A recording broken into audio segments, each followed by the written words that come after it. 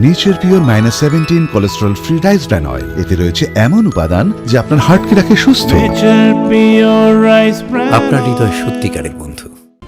চড়া সুদে বাজারে টাকা খাটানো, সেই টাকা সময় মতো ফেরত না দিতে পারলে বাড়ি থেকে এক মহিলা ও সন্তানদের তুলে এনে নিয়ে গিয়ে অত্যাচার চালানোর অভিযোগ তৃণমূলের প্রভাবশালী নেতা ঘনিষ্ঠ অমরদীপ সাহা নামে এক সুদখোরের বিরুদ্ধে।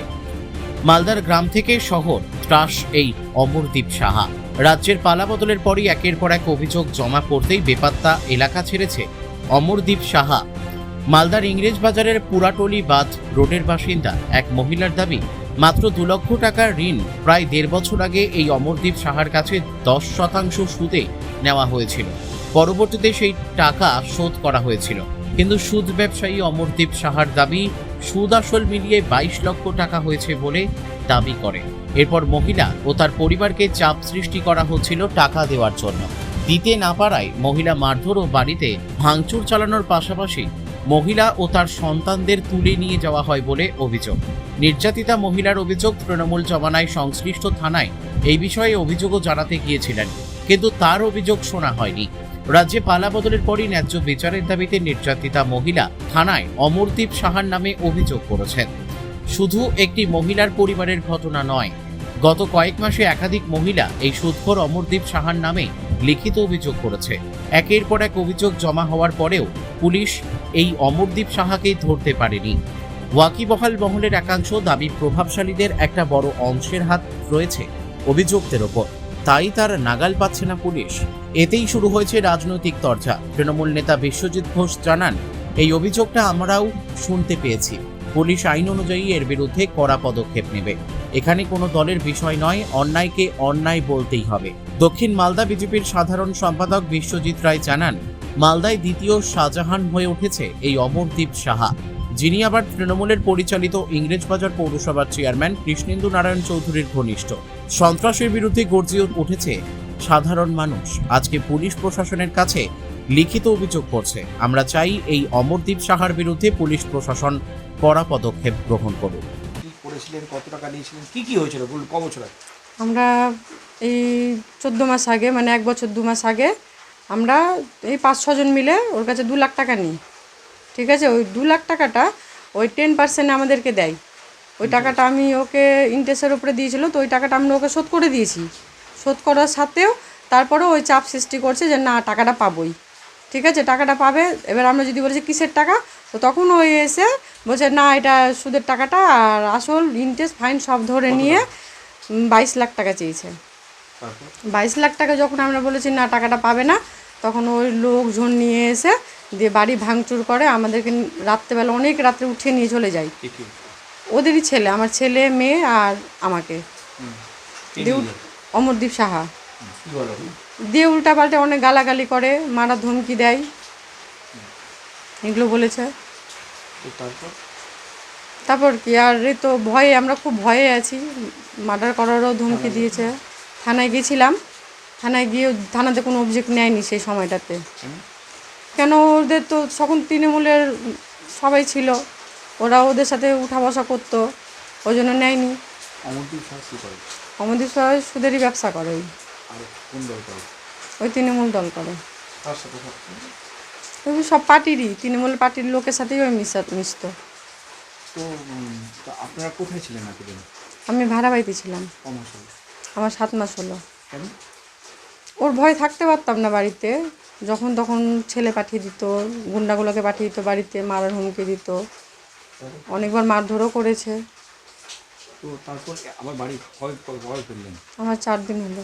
কেন বাড়ি ফেললেন? কেন, যে চারো সাইডে দেখলাম যে না, সরকার পরিবর্তন হওয়াতে সবারই সবাই সব কিছু ভালো হয়েছে, আমারও ভালো হবে, ওই আশা করে আবার ঢুকেছি বাড়িতে। হ্যাঁ, অভিযোগ আবার নতুন করে করলাম। আমি কি চাচ্ছি? আমি চাইছি যে ওকে যেন শাস্তি দেওয়া হোক, যে এগুলো আমাদের সাথে করেছে, আর আমাদের বাড়ির দলিল টলিলগুলো যেগুলো মারধর করে কেড়ে নিয়ে গেছে, ওগুলো যেন ফেরত দেওয়া হয়। আমি এটাই পুলিশ প্রশাসনকে বলবো, হাত জোর করে, যে যেন শাস্তি পায়। কেন, আমি একা না, আমার মতো অনেক মা আছে যে সন্তানের জন্য ওরা ওর প্রতিবাদ করতে পারছে না, ভয়ে ওরাও আছে। কেন, ওই তো একটা গুন্ডা কি না, ওদের সাথে পারবে না, একটাই ধমকি, তোর ছেলে মেয়েকে উঠিয়ে নিয়ে যাবো, সব মাই ভয় পায়। সব সন্তানের জন্য সব বাবা মা ভাবে বলে কেউ প্রতিবাদ করতে পারছে না। অনেক আছে এরকম যে ওর বিরুদ্ধে যেতে পারছে না। এটা কেন হয়, মানে এটা ওর কি লক্ষ্যটা কি? ওর লক্ষ্য হলো এই যে মেয়েদেরকে অল্প ইন্টারেস্টের টাকা, এই টাকাটা দিয়ে দিবে অল্প করে, দিয়ে ওই টাকাটা ডবল করে আর বাড়ি ঘর হাতে নেওয়ার, এটাই লক্ষ্য। এটাই ওর লক্ষ্য, আর কিছু না। ওর যার অনেক আছে, অনেক অনেক, তারা প্রতিবাদ করতে পারছে না খালি সন্তানের মুখ দেখে।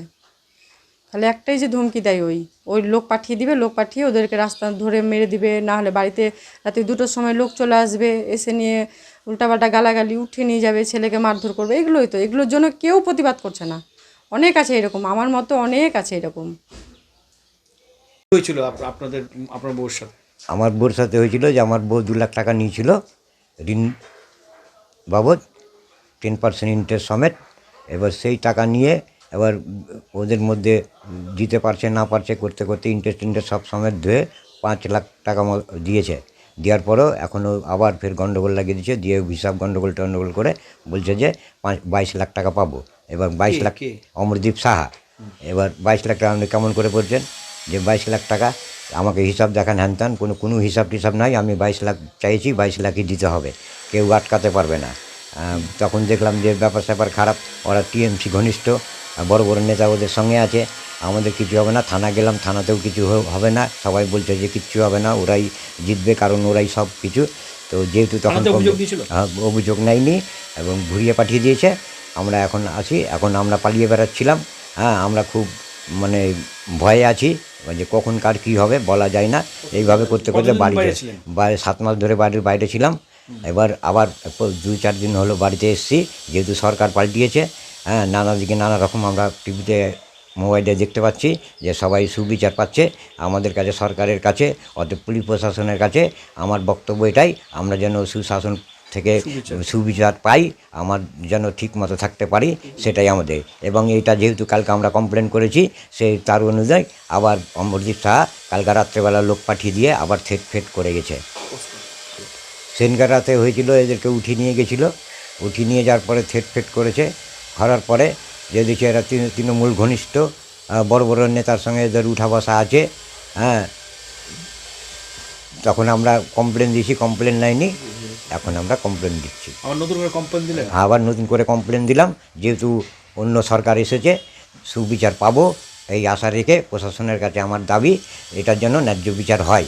আচ্ছা, ঠিক আছে। গতকাল অমরদীপ সাহার বিরুদ্ধে আবার একজন মহিলা এফআইআর দায়ের করেছে। একই রকম ঘটনা, সুদের টাকা ফেরত না দিতে পারায় তার উপরে চড়াও হয় এবং ব্যাপকভাবে তাদের উপর মারধর করা হয়। আমরা ভারতীয় জনতা পার্টি বলতে চাই যে তৃণমূল কংগ্রেসের যে এখানকার ইংলিশ বাজার পৌরসভার যে চেয়ারম্যান, উনার ছত্রছায়ায় এই অমরদীপ সাহা কিন্তু আজকে শাহজাহান হয়ে গেছে। আমরা এর আগে দেখেছি যে পুষ্পা ঝুঁকেগা নেহি, একইভাবে কিন্তু যেমন গাছ তার তেমন ফল। কৃষ্ণেন্দু নারায়ণ চৌধুরী এই অমরদীপ সাহাদের মতো ছেলেদের তৈরি করে গোটা ইংলিশ বাজার পৌরসভা না, প্রায় 2-3টা জেলাতে কিন্তু সন্ত্রাস চালিয়েছে। সাধারণ মানুষ সরকার পরিবর্তন হওয়ার পর দিকে দিকে কিন্তু ব্যাপকভাবে তাদের বিরুদ্ধে যে যত সন্ত্রাস চালিয়েছে তার জন্য কিন্তু এফআইআর করছে। সম্মানীয় আমাদের দেশের প্রধানমন্ত্রী বলেছেন যে ভয় আউট, ভরসা ইন। তার উপরে আস্থা রেখে কিন্তু সাধারণ মানুষ কিন্তু এই যে এতদিন ধরে যে অমরদীপ সাহা সন্ত্রাস করেছে তার প্রতিফলন এখন দেখতে পাচ্ছি। আমরা পুলিশ প্রশাসনের কাছে আর্জি করছি, ভারতীয় জনতা পার্টি, যে অমরদীপ সাহার বিরুদ্ধে এবং এর সাথে যত তোলাবাজ আছে, কঠোর থেকে কঠোরতম ব্যবস্থা যাতে আইনতভাবে নেওয়া হয়, এমন ব্যবস্থা যাতে নেওয়া হয় আগামী দিন যাতে এই অমরদীপ সাহারা সাহস না পায় কোনো মানুষের উপর সন্ত্রাস করার জন্য। বিশ্বজিৎ রায়, দক্ষিণ সাংগঠনিক জেলার সাধারণ সম্পাদক, বিজেপি। কি বলবেন? দেখুন, এটা আমরা বিগত কয়েকদিন ধরে দেখছি যে অনেকজন কমপ্লেন করছে। কেউ থানায় কমপ্লেন করছে, কারো কাছে টাকা পাবে, কেউ হয়তো 2 লাখ টাকা নিয়েছে, তার হিসাব বলছে 22 লাখ টাকা, এবং তাদের বাড়ির লোককেও উঠিয়ে নিয়ে যাচ্ছে। তারা এতদিন অভিযোগ করার সুযোগ পায়নি বা থানা নেয়নি, এখন থানা অভিযোগ নিচ্ছে। তো এই পুলিশের বা প্রশাসনের উচিত তদন্ত করা যে কেন সত্যি হয়েছে কি না, আইনের মতো চলবে, এখানে দলের কোনো ব্যাপার নেই।